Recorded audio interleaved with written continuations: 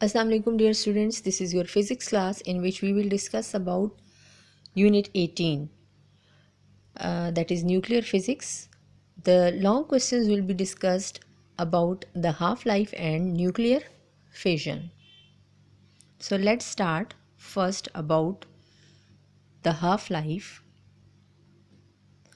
As already we have discussed about the radioactive element, the decay and the half-life.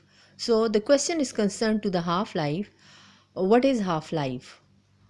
According to the definition of the book, the time it takes for half of the radioactive nuclei in a sample to decay is called half-life.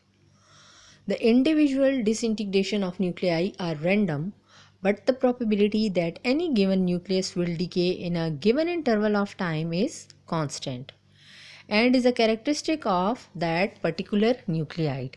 So, before calculating the half-life or the terms concerned to the half-life, we will must know about the half-life curve. For this reason, I will show you the figure from your book, that is 18.8. It is showing the half-life curve. This figure shows a graph between the percentage of the sample and the half-lives. For example, at the start we are having the material which is known as N naught. It is 100%. Let N represents the amount of the original sample. Okay, and after any given interval of time, it is the time is denoted by half-life.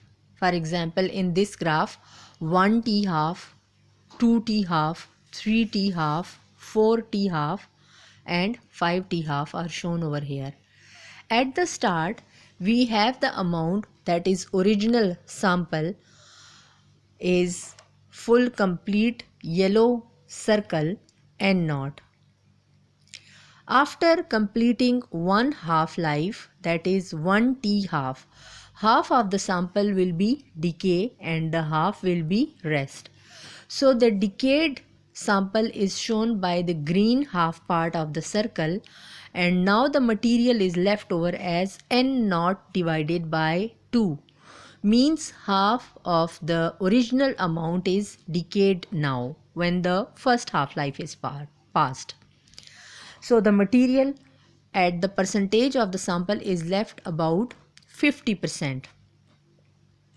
Now when the second half-life, that is 2t half, comes with the passage of time, the half of the material will be more decay, that is N naught by 4, and the rest of the material will be as 25% of the original sample. When it means that N naught divided by 4, 1 half and 2 half will give us N naught by 4. Then after the third half-life, the sample of undecayed will be more decay and again it will be N naught by T.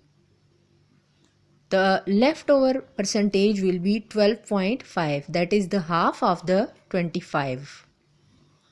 And after fourth T half, the more element undecayed will be 12.5. The half of 12.5 will be 6.25 and the half-life will be as N naught divided by 16. Now, how we can calculate the half-life of any given undecayed or nuclei element? It is the curve which gives us the complete information. The amount of the radioactive isotope in the sample decreases with the time. As shown in the curve, the number of the nuclei present at time is 0. N is equal to N naught, which is the original amount that is undecayed. The number present at T is equal to T half, means first half-life. is n is equal to n naught divided by 2. Means half of the material is decayed at first T half. The number of nuclei present at time is equal to 2T half is n is equal to n naught divided by 4 and so on. For example, radium has a half-life of 1600 years because it takes this amount of time for one half of a given quantity of isotope to disintegrate. In another 1600 years, one half of the remaining radium atom will disintegrate, leaving 1/4 of the original number. So, by calculating after one half life, we have amount n is equal to half of n naught. N naught is the original amount. After two half lives, half into half n naught means it is having two half lives, so half into half will give half square. So 1 by 2 raised to the power 2 n naught. But after 3 half lives, as the number of half lives are going to be increased, we will get the value of n at the power of the half. 1 by 2 into 1 by 2 into 1 by 2 multiplied by n naught will gives us 1 by 2 whole cube into n naught. So by taking the number of half lives, we can calculate the general formula for the undecayed element, that is n is equal to number of halves multiply by n naught, that is the original amount, which is equal to 1 by 2 raised to the power n into n naught, where small n shows the number of half lives. In this, n naught is the original amount. Power n small n is having the number of half lives, that is equal to the time intervals, and del t divided by the time for one half life, that is T half. So if we want to calculate the number of half lives for any question, as the students have solved the concerned numericals, that is n is equal to del t divided by T half is another formula to calculate the number of half lives. So that was the discussion about the half life. Hopefully you have understand. So the next question is concerned to the nuclear fission. What is nuclear fission? As we already discussed in classes as well as in discussion of the long question, that the process of splitting of a nuclei into intermediate size nuclei is called the nuclear fission. The fission process often produces free neutrons and gamma rays and release a large amount of energy. The chemical reaction for the phenomena of the nuclear fission is shown. For example, if we take an unstable element, that is uranium-235 92, and one neutron hits that element, it will give us the the excited element, that is uranium-236. After this, it will make barium-142 56, krypton-91 36 plus emission of 3 neutrons.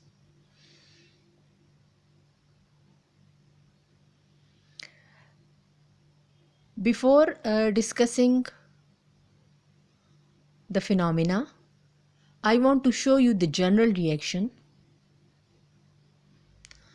For example, when one neutron hits that uranium-235, it makes the uranium-236, which is an excited state of uranium. It will split into krypton-92 and barium-141. The phenomena is shown in the general chemical reaction, that is uranium-235 gives barium-141 plus krypton-92 plus emission of 3 neutron with a huge amount of energy, the release of energy. Scientists found that a uranium nucleus, after absorbing a low energy neutron, known as thermal neutron, splits into two fragments of intermediate size. The splitting of a massive nucleus into two less massive fragments was termed as the nuclear fission, as I show you in general reactions. Where uranium-236 is an intermediate excited state that lasts for only about 10 raised to the power minus 12 seconds before splitting into X and Y fragments, where X and Y are called the fission fragments, the new elements formed. The figure shows the mass distribution of the fragments in the uranium-235, which already I have discussed with you. The reaction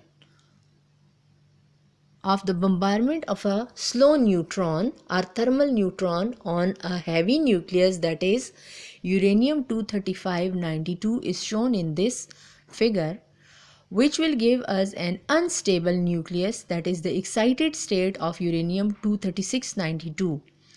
That will the phenomena that will split into a krypton, which gives 9236, and a barium 14156 with a huge amount of energy, and the three neutrons are emitted in this process. The process results in the production of several neutrons, typically 2 or 3 neutrons. On the average, about 2.5 neutrons are released per event. In this process, large amount of energy is released. It is found that 1 kg of uranium delivers as much energy as 33,000 tons of coal. So, hopefully you have understood the phenomena of the nuclear fission. The next questions will be discussed in the next video. Till then, Allah Hafiz.